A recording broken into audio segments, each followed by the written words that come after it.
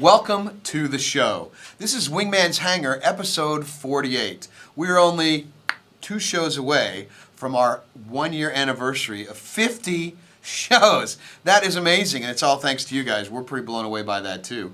If you don't know what this is about, this is kind of an inside look at everything that goes on inside CIG and on a weekly basis, what we're doing while we make this glorious Chris Roberts project, Star Citizen. Let's get right to it. Well, coming up today, we have the Week in Review. We have an interview with Outsource Manager Sean Murphy, and Sean and I go way back. There's some pretty interesting stuff to talk about there.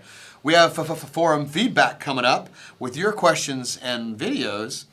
We have a new surprise segment, something I think you guys are going to like. So we're going to change things around a little bit. We're moving forum feedback down in the segments a little. It's going to come later, and then it's going to lead into a really, really nice surprise, which I think everybody in the verse is going to be excited about.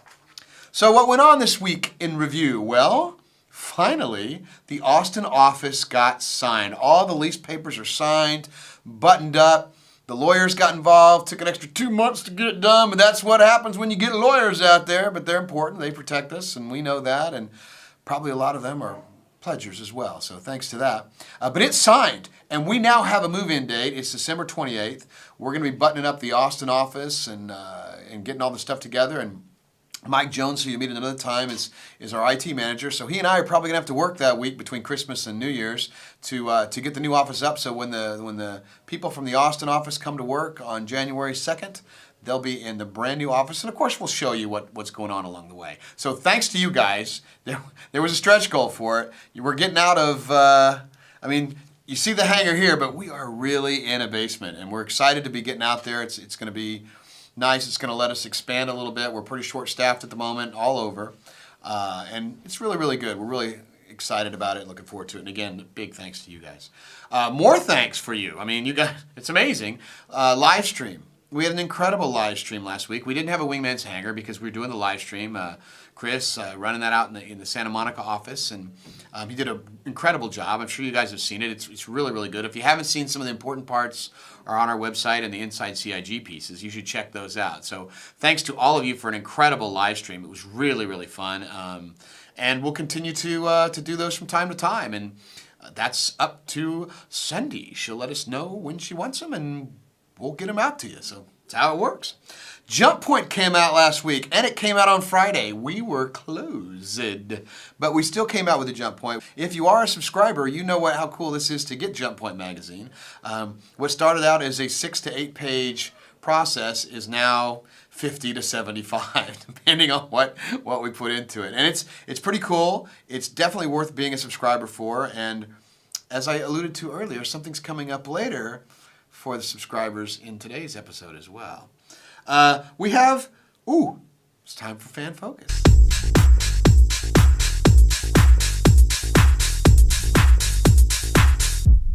From time to time, we here at Cloud Imperium like to see some things that inspire us, that fans have done out there. And Jason Alaska did a good job of putting together this Constellation brochure. Now, you guys know we do brochures as well for all our ships. But Jason, you did a really good job, and we wanted to point that out in case others missed it on the forums. Really, really cool job. Thank you. And guess what? Forrest has stopped by today because he wants to show you something. Now, we've talked a little bit, Forrest, about PBR and what that is, physical-based rendering, right? Right. So we thought it'd be kind of fun to show people, rather than doing the headcam thing, let's just show people what's up. So you want to walk them through what we've got here? Yeah, so I actually took the engine for the 300i. It was a great model that our very talented artist Chris Smith put together for us. And took the original version that's in the engine now and then ported it over to like the PBR stuff. Just like a little disclaimer, this is like an early look at it. Oh, right, exactly. And there's a lot of things in there that aren't actually finalized in there yet. So this is more of a look at how we can separate materials a little more realistically as to what it was before. Right, so let's go ahead and take a look. Once you started that, let's show people what we got. So the one on top is the PBR. That's correct. And so what exactly? This is the engine, and you can tell the difference. The one kind of the bottom looks a little gamey, doesn't it? Yeah, it does. I mean, it does have all the detail, and you know, it looks good with all the scratches and everything, and that's one thing that we don't have in this version. And it has baked AO, which we also don't have in the PBR version. Right. But if you notice in the one that's the bottom right, it kind of all looks like metal, like all the way across the board. If you look at the one on the top left, you obviously have your leather. You obviously have your... I went with like a dull anodized dark metal with some aluminum. Then you got your little chrome rings. So again, this was another example of just how much detail that we actually put into the models, and I think that the PPR does a good job of actually demonstrating that. Oh yeah. So here's another example. This was the chrome before. This is the chrome now. Every ship needs some chrome, man. A little bit, Yeah, a little bling. Amazing. Now, we're going to be doing this to not just the engines, but to the entire ships themselves, the hangars, to everything, right? Everything. Wow. All right, well, there you go, So guys. there you have it. That's PBR, and we want to give them a little look at that, and thank you, Forrest, for stopping by. Yeah, absolutely. And now it's time for a studio report from Manchester, England. Take it away, Aaron.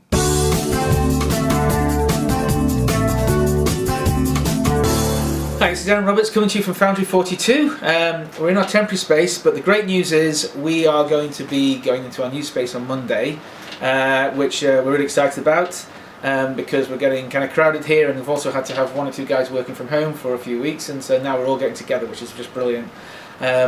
So team's growing, as I said, in the last few weeks. You've obviously met Nick and Derek and Phil before, but also we've got our art director, Paul Jones, who's joined us.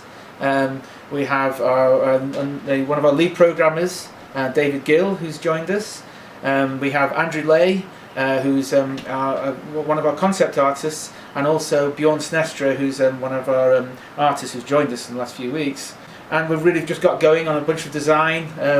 We're actually now really getting into some of the mechanics and fleshing out, for the intro, for the first few missions and so forth and things. So hopefully, in the next few weeks, month or so, we can start actually just showing some stuff to you guys, which hopefully you guys will really like. So what we've been focusing on, well, we've really been working hard on the military, obviously, aspects, because of Squadron 42. We've been looking at, basically all the new ships we need on the military side, especially the capital ships. We're spending a lot of time making sure that some of the battles and the fleets involved, because that's going to be a big part of the game, are going to be some really epic battles and some very large ships. And then in the game as well, we're now just working through basically a lot of the elements that are going to be obviously in the persistent universe as well, in terms of how you navigate within the game.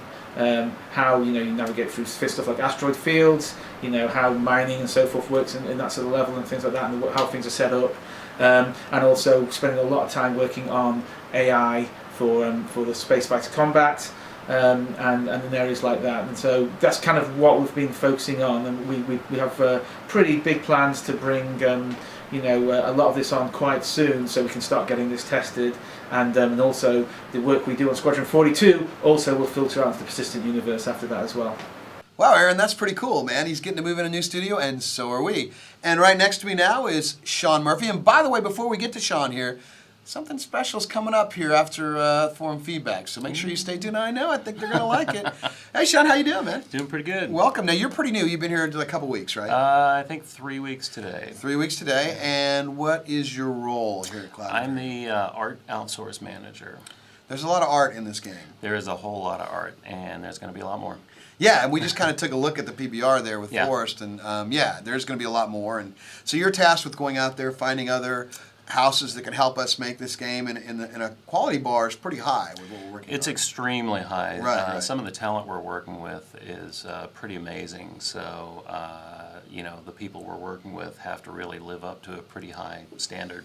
That's true, but that's because they've given us the standards, That's right. which we have to set. And obviously, Yep. Chris sets he cuts a pretty wide path Yeah. there in what he wants to do as far as. He expects top quality. Yeah, I mean he wants to make it look real, and that's as immersive as it gets. And so Yeah, it's going to be like playing a movie. So how are you catching up? You be able to catch up with everything? Yeah, I think I'm mostly caught up, at least at the high level. There's a lot of stuff. There's a lot of moving parts going on. So. Hey, okay, here's a question for you. So like we're working with 3 Lateral, right? Mm-hmm. We're trying to get to work with them right now. Why don't you describe to the folks out there and tell them exactly how Yeah, I know. We've been meeting about this all week, right? So let's talk a little bit about what's going on with 3 Lateral and, and what we're doing. So that's kind of the hot topic right now. It is. We are talking to 3 Lateral about doing facial motion capture and doing, really high resolution scanning. We've been looking at the quality of facial animation in Rise, and we want that to be our baseline. For what we're going to see in the game. So we went to the people who did, the best we've seen so far, and we're talking to them about, we're getting ready to start some testing with them. Going to do, I think we're looking at 4 heads right now and getting some really high resolution scans and testing out conversation system and things like that. So what they do is they take the scan of people's heads, and then they create a mesh underneath, and they basically skin the head on the mesh, and then they make sure that all the morph targets or morphs line up to when I'm speaking to you, that's going to look like that in game, right? And all the movements, eyebrows, eyes, everything. Yeah, they shoot. They have this whole cloud of cameras that sit around an actor or model's head, and they have them, create all these different expressions, which is pretty hilarious to watch. Yeah. And then they use that as the basis for animating. We'll shoot actual animation later, and actors recording dialogue, and they'll use that to create the animation. So the cool thing for subscribers and pledgers and everybody out there is we're getting to use a lot of the things that they've actually pledged for. Like they got us a motion capture studio. We're using that to, with facial head cams to capture that. With the facial rig capture system that we're doing with them that we're going to be using for this. That's something they also got for us in stretch goal. So, and one of the nice things is that 3 Lateral is actually customizing their rig to match the one we've got. So it'll what we see in the test is going to look like what we're going to create. Again, high poly. Yeah, extremely lots of triangles. Very. Now, that's really cool, and that's kind of typical. That's kind of typical of what an outsource manager does. And now you and I have worked together before. We have. Way back in the day. At which company? And that would be at Origin. Origin Systems. Yes. And what project were we on at Origin Systems? We worked on one of the iterations of Privateer 2. Yes, that's right. So we've been kind of dreaming about this game for a very long time. We have. This is kind of the dream that we used to talk about back in those days. It's crazy. Where you fly around in your ship and you land and you get out and you walk around and explore and all that stuff. So yeah, that was now for those who don't know, there was a Privateer 2 that was started at Origin. It was you, me, Pete Shellis, Sienna Wine, Chris was obviously the leading the project. But we were working with like Tracy Hickman. Yep.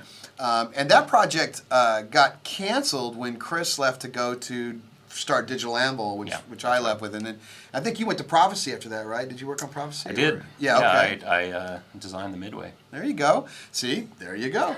And so he's a spaceship guy, right? Yeah. And so so then Privateer 2, The Darkening, which was Aaron's project, got renamed Privateer 2. It was just called The Darkening, renamed Privateer 2. And so it's funny because all the guys we've worked with for years ago. I mean, all the guys over at Foundry 42, yourself, myself, Olivier, obviously Chris Roberts, Mike, you too, right? Mm-hmm. So say hi, Mike. Hey there, how you doing? See, all of us have been together for a while, and it's kind of fun to. Oh, it was like homecoming. Yeah. When I walked in, it's like, hey! Well, we're lucky to have you. You're doing an amazing job, and the fans are going to get to know more about you as we go. Now, you are a Tolkien fan. I am. What's your favorite? Which is it? Just the Tolkien series that you like, The Hobbit, or the? What do you all of it. I have read the Silmarillion multiple times. You read the Silmarillion? That's a hard book to get through at times. Yeah, I've read that multiple times. I've read the letters of J.R.R. Tolkien, Unfinished Tales, Book of Lost Tales. I go deep. My nerddom doesn't go super wide, but it goes really deep in this area. You know what I got the other day, which was funny, was a friend of mine turned me on to the BBC did a radio dramatization of that, and I got the CDs. And Ian Holm played Frodo. Frodo. He did exactly. Yeah. I know, funny, right? And it's like you're driving around, and I don't want to get out of the car because you're just listening. They do an amazing job. Now, and they also did The Hobbit back in the '60s. And I have that. I'm going to listen to that later. It's a little different. I still don't know how they're making 3 movies out of that book, but you know. I'm going to walk away and not nerd out. So Yeah, fair enough. Fair enough. And you were born in where? I was born in Ankara, Turkey. Turkey. So you spoke Turkish. My first words, we lived with my dad was in the military and we lived off base with a Turkish family, and my first words were actually in Turkish. Well, it says right here that you can recite almost all of the original Conan the Barbarian. Yes, I watched that movie a lot in the 80s. If it still comes on, do you watch it? Oh yeah, No, that's a you channel can't help stopper. it. I'm Right. flipping around. It's It like, is. it's on. There's a Gotta few watch of it. those. Shawshank Redemption's another one That's for me. it. It just grabs me and I'm like, Yep. I'm stuck. Ocean's 11 for some reason for me. Well, there you go. There you go. Well, look, thank you very much for joining us. Absolutely, And you my know, I pleasure. think the people out there are ready for a nice existential break with our very own art director, Mark Skelton.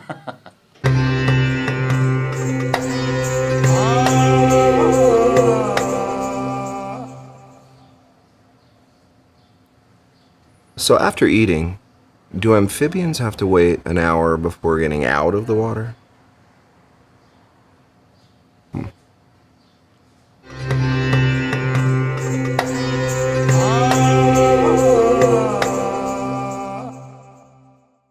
Wow, guys, that was pretty cool. Now, guess what time it is? Time for... That's a lot of Fitzsmithies. Too much, if we're being honest. That's way too much. So let's get right to forum feedback. We've got a special show this week, and we got feedback, and then we've got something else coming that we're not going to talk about yet, but they get ready for. From Tortuga.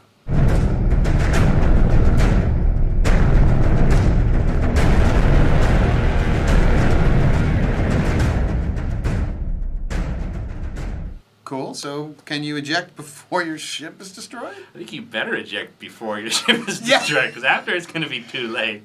Little bits of you ejecting everywhere, not so good. Your eyes are blue. One blue that way, one blue that way. Now that's death of a spaceman. That is true. From Mason Grimm, can you overclock your power core and run it above the red line to increase power to the thrusters and or energy-based weapon systems, or even to feed more power to your shields at the risk of damaging, destroying the power plant or reliant components? Okay, that's a really good question. I think we've actually had something similar to this Talked before. about the but- systems before, but yeah, I mean, basically, it's not just weapons. You can overclock different components on your ship. So the important thing there is that you have to be careful, because you could burn it out, destroy it, or just run with a lot of extra heat, which makes you easier to spot. Nobody wants extra heat. And by the way, this next video was sent in by Gray Lobo. Hey there, Wingman. Gray Level back. This time about Gray Level back again with questions. whereas regular gasoline, If I purchase something Gray Level else back again with I the now have Gray no Level here idea. again. You know, it'll be on the inside of our even truck. Carry things. Hey there, Wingman. Gray Level back again with a question, this time about safety. Specifically the safety of the ships that we'll be flying. Now, I'm over here at a U.S. DOT inspection station. Just had a level 2 inspection done and passed.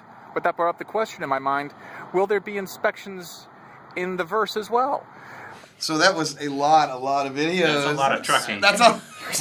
I'm not going to do the mother trucking joke It right was now. very busy. Yeah, he was busy. So, yeah, you know, he was busy. And he sent us some videos, so appreciate that. So, but we chose the one we liked the most. So, will we experience ship inspections in space?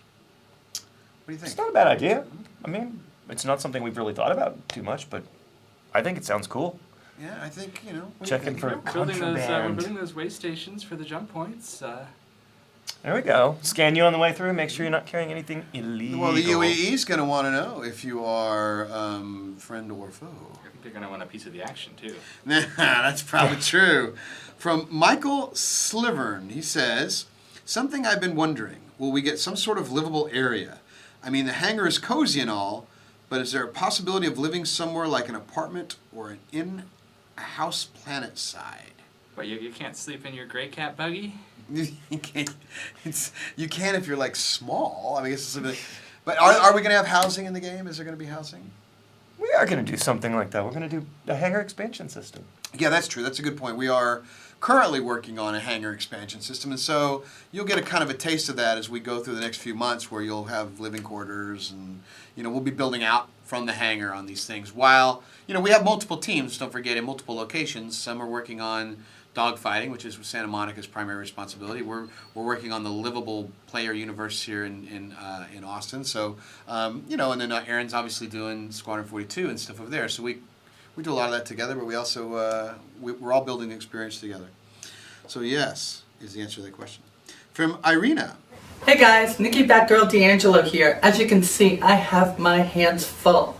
I was wondering, if I have an LN and an LX, and I apply an LN token to my LX when my boys are covering my 6, could I then remove it later when they're at school or football or out with their dates and just use the LX as my exploration ship? Or does that burn that token and turn it into another LN for good? Just want to know, single moms, we don't really have that much money to spend an all ship for every one of our children. Cool question, and cute kids? Yep, and the answer is that once it's used, it's used. The upgrades aren't something you're going to pick up in the game. You're actually going to apply them to your ships starting today.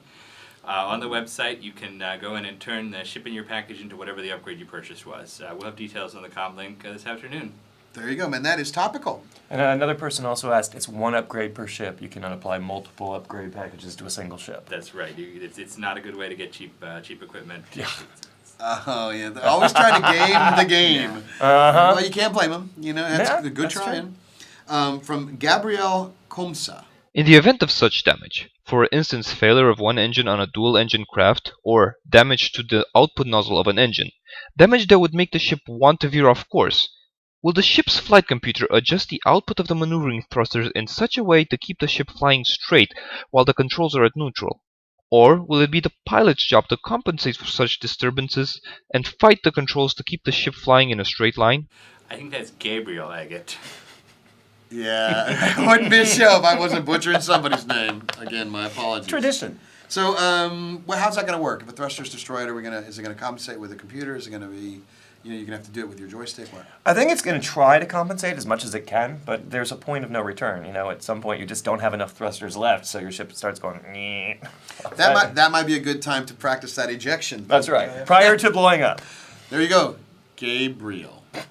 Good job. So yeah, you're welcome. Listen, and now our surprise segment is coming up right after this week's Most Valuable Post.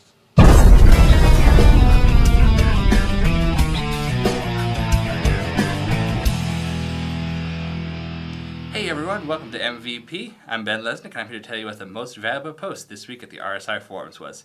First, a little bit of business. We've made some changes to the RSI forums in the past day or so that you may or may not be aware of. Now, people with Backstar Citizen will show with a green badge under their avatars, and people who haven't will show in black and white. So if you want your avatar to be in color and to be able to access some of the deeper areas of the forums, you need to pick up a Star Citizen package. I'm okay though. Now on to the most valuable post. This week goes to posts you may have seen about the Banu Merchantman. This thing right here. This week's award goes to Grishord for his thread about which end is the front of the Banu Merchantman, which it turns out is a very touchy topic because it led to 48 pages of heated speculation. One of the great things about this community, every little thing matters, just like it does to the team here. So after all that talk, we tracked down the artist who created the ship and our visual director, Chris Olivia, and we confirmed that the elongated end is indeed the front, and everyone seems to be happy with that. So Grishord, thank you for keeping the forums interesting this week. You're our MVP. Now I'm going to hop in my Constellation and fly out of here. Thanks, Ben. And now, the moment we've all been waiting for. Since subscribers make all this possible, along with Jump Point Magazine, Wingman's Hangar, all the stuff we do out there as far as filming and getting stuff for you, we thought it was important that we put something special together just for them.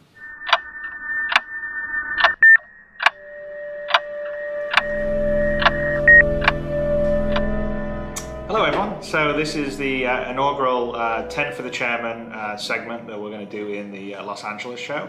and this is where we take 10 questions from subscribers who their generous backing allows us to do all this community communication, work, video, and this show here, as well as the stuff that we do in Austin, like Wingman's Hangar, and the behind-the-scenes stuff. So thank you all to subscribers, and we take 10 questions every week. Funnily enough, the very first question is from 10. And he asks, I'm curious to know about the hardware setup required to run Star Citizen on full HD on max details. So that's a really good question. It's hard to definitively say that now because we're still early in the development process and new hardware comes out every year. Generally we've been aiming that the very high end of hardware now is kind of what we think the sort of mid-level will be by the time the game is fully finished. So that would have been a GTX 680 or now a 780 on the NVIDIA side, or on the AMD side a 7970, or now the R9 290X on the AMD side. And you should be able to easily run in the highest of details the game in 1080p. If you want to move to 4K, you'll probably need sort of that very high-end cards that will be available smoothly in 4K, that is, next year, or maybe current day sort of high-level to mid-high level card, but 2 of them in SLI. And the engine scales really well, so it can, it will take whatever you can give it in whatever resolution you give it, but you can also scale it down and it still looks pretty good. So if you don't have quite that highest end hardware, it'll still be a pretty good experience. So I hope that answers the question. So now let's get on to the next one. So Maburus asks, now that CIG is development infrastructure ready, are you planning or toying with new ideas for future projects after Star Citizen is released? Some vague schedules for bigger expansions to Star Citizen, Squadron 42, or even non-Star Citizen related project. So the answer to that is we're 100% focused on Star Citizen here, and the way that Star Citizen is being created is once it's released, that won't be the end of Star Citizen. We're going to actually planning to be releasing content on a very regular schedule. We're actually hoping to almost be weekly if we possibly can. So we'll be constantly updating the persistent universe, adding new features, locations, ships, characters over hopefully years and years and years and years. I mean, obviously that requires on people playing the game and still being a viable enterprise, but EVE Online is still going 10 years later, so we would love to be in that same position. Then we'll also do some additional story segments, very much like Squadron 42. So Squadron 42 won't be the only single player experience we do. We will be doing additional experiences like that people will be able to play inside the Star Citizen universe. So the answer is yes, we are going to do a lot of stuff in Star Citizen, but not so much, we don't really have any plans for non-Star Citizen stuff, because we sort of view Star Citizen as it's not a short-term commitment, it's a very long-term thing, and hopefully you guys will all be playing and enjoying it many years to come. So on to the next question. Okay, Buran asks, will Radar Shadow be present in the game? So yes, the answer is yes, Radar Shadow will definitely be present in the game. We have all different kinds of sort of radar signatures you can have, whether it's sort of a heat signature, electromagnetic signature, or reflective signature. And we're also thinking of different ways that you as a player could shield yourself from someone else detecting you. So there will be an aspect of being able to sort of play sort of the stealth angle, and maybe you can shield yourself behind an asteroid, or maybe you can shut down a bunch of systems so your signature is really small, or you could coat your ship in a certain kind of armor that would give you a much lower reflective signature.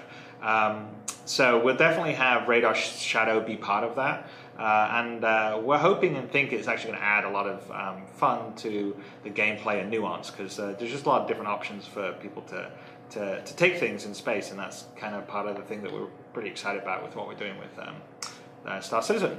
Okay, on to the next one. Whiplash asks, is the plan to just make dogfighting an arena-style shoot-'em-up, or will there be some specific scenarios to test?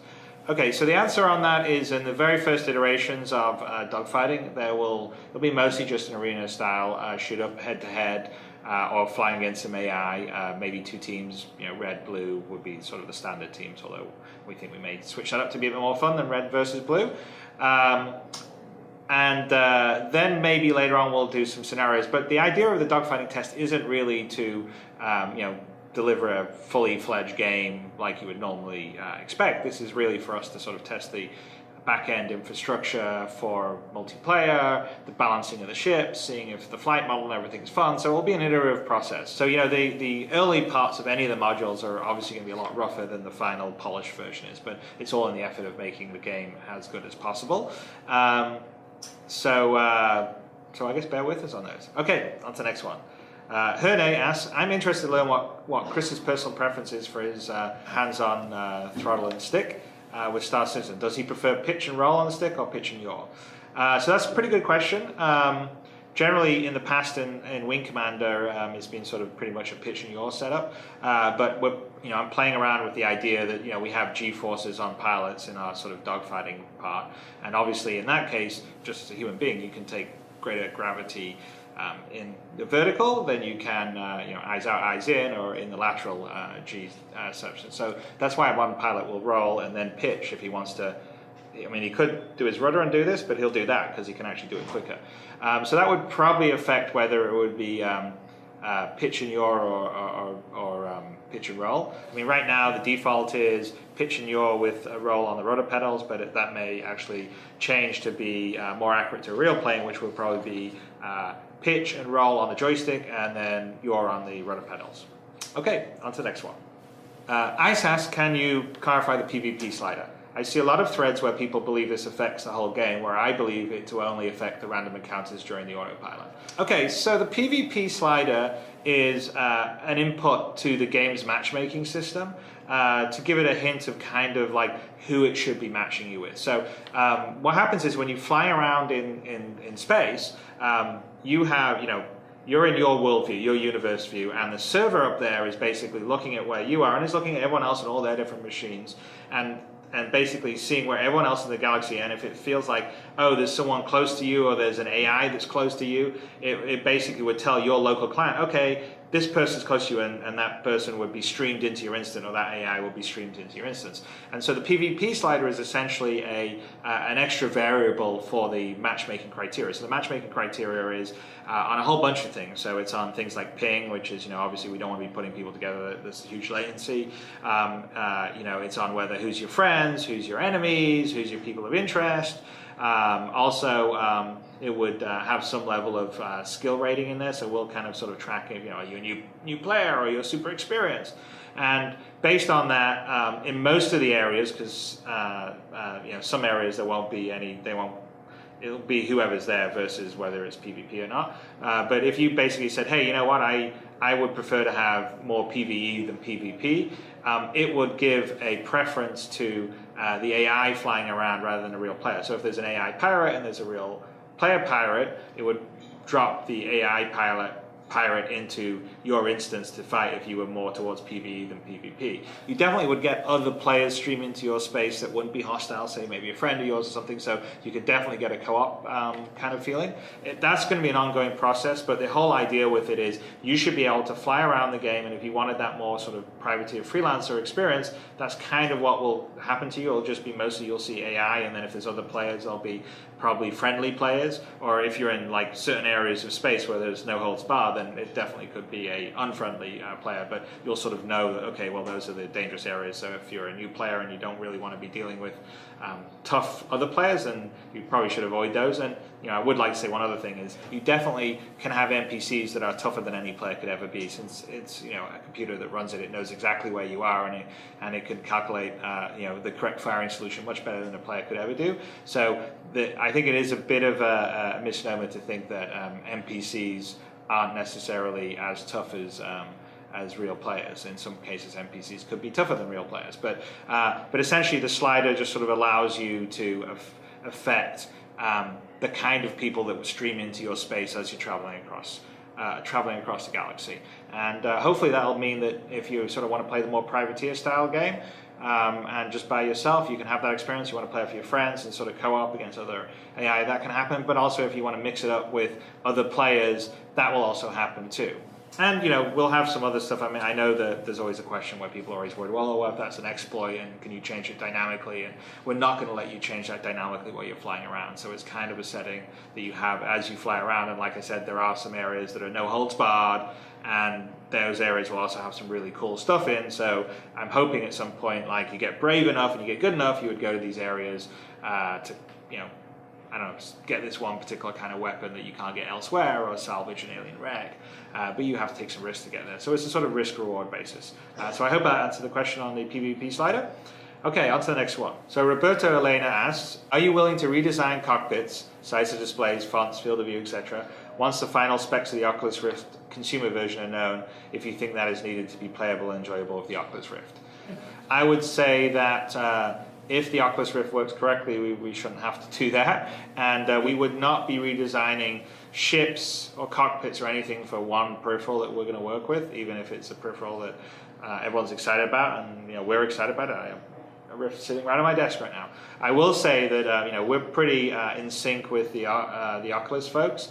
You know, we have the HD prototypes, you know, in Austin and here in LA, and obviously the new stuff coming out, we sort of get to see it in a very early stage. And I would say that our current setup is going to work really well with it, and you know, we're focused on making that sort of kind of VR aspect of the game work, have the stereoscopic all work really well. So I don't think we'll need to redesign our assets, or we probably wouldn't, but we're pretty confident it's going to work well with the way everything is shaping up as it is. Okay, on to the next one. Ron Miel asks, in the dogfighting module, how will ammunition and missiles be handled if there is no store or economy to reload? Okay, so the idea with the dogfighting module is that you'll start in the hangar, and in the hangar you'll be able to load up the holo table, and then you'll basically, you know, use that to decide what your loadout is on your ships, what ammunition you've got, etc. And then you get into the cockpit of your ship and you fire it up, and then the outside of the cockpit sort of, you know, I don't know, like turns into the holodeck, and now you're in space. And then you fight there. But while you're flying in the dogfight module, actually out in space, you can't reload your missiles or anything like that. But between battles, you'll be back in your hangar, and then you can adjust your loadout. And that's kind of the fiction. It's sort of the fiction as you climb the cockpit and it goes into simulation mode. But that allows us to leverage the stuff that we already have in the hangar, because the whole point of this is to sort of build on game systems. So we don't want to do custom stuff just for a module. We want to do it the way it would do in the final game. Naktabar asks, but what module do you plan next after dogfighting? Care to share what you are planning? I'm guessing Naktabar isn't first language isn't English, but that's cool because we have lots of great supporters from around the world. So the module we're planning to do right after dogfighting is the planetside module, and that one is the module that's more focused on down in planetside environments, going into, say, a space bar or into a shops to buy and sell items or goods, and you know, sometimes I think we refer to it as a social module, because we're going to allow, that's one of the modules we're focusing on, to let other players be in the shared space and test our MMO backend and maybe interact with other players on a sort of avatar social basis. So that will be the next module that we do after the dogfighting module. Okay, so Bess asks, is the plan to release Squadron 42 and the Persistent Universe at the same time, or will one come out before the other? Good question. I mean, from our standpoint, I think we want to give you Squadron 42, or at least part of it, before the Persistent Universe is finished, so to speak. And we're kind of toying around with how we can do this with Squadron 42 in a way that sort of falls into the methodology we're using and sort of development methodology, because I think giving you the whole Squadron 42 is just an alpha may not work as well, because it's a story, so it needs to be fairly polished as far as that goes. So one of our thoughts is to take Squadron 42 and sort of released it episodically, so you know, before the game is fully finished, where you play the first X number of missions that are nice and well done and polished, and then the next X number of missions a month later, and so on, until you've worked your way through Squadron 42, which would lead you up to the sort of beta of the Persistent Universe. So that's currently our thinking. It's still in process right now, but we'll see. But when the game is finished properly, you know, obviously Squadron 42 and Persistent Universe Star Citizen would all be sort of in as part of the package. Okay, that's it. That's the last of our 10 questions and our first 10 from the chairman. So thanks for sitting with me. Hopefully I didn't ramble too much, but I hope you all found my answers useful and enlightening, and I'll catch you next week.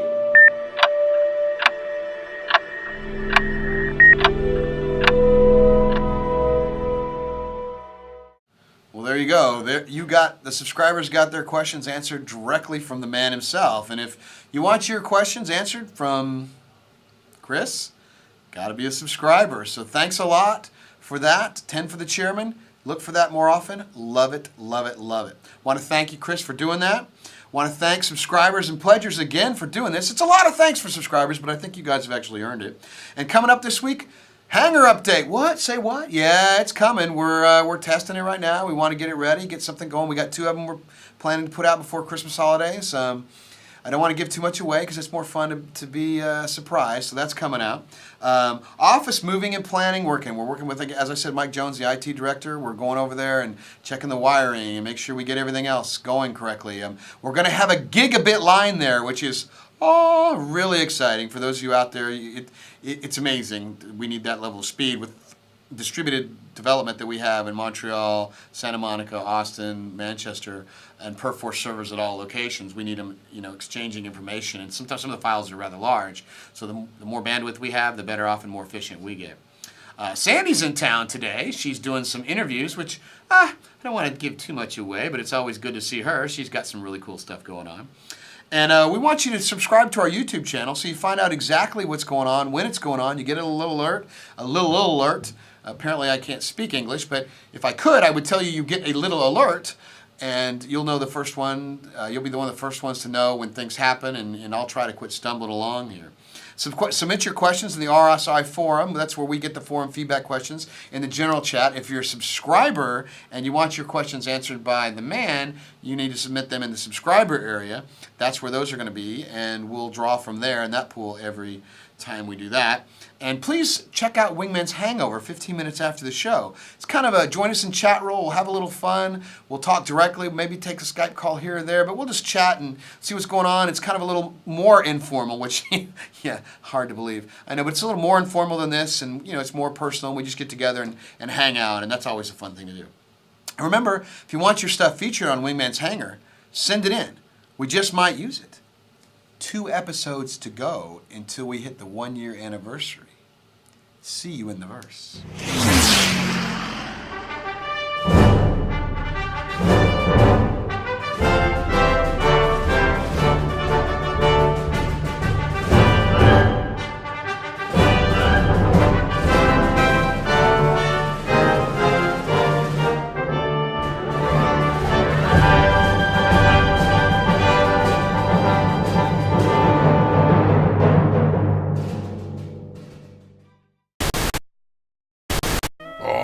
It's okay, baby. We can wait. What if you just use your hand? What? Excuse me. One moment, gentlemen.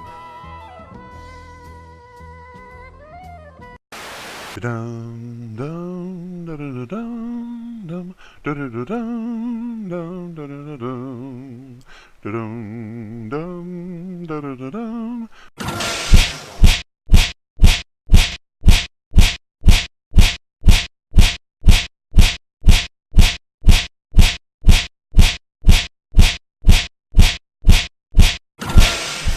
Dum dum da da da dum dum.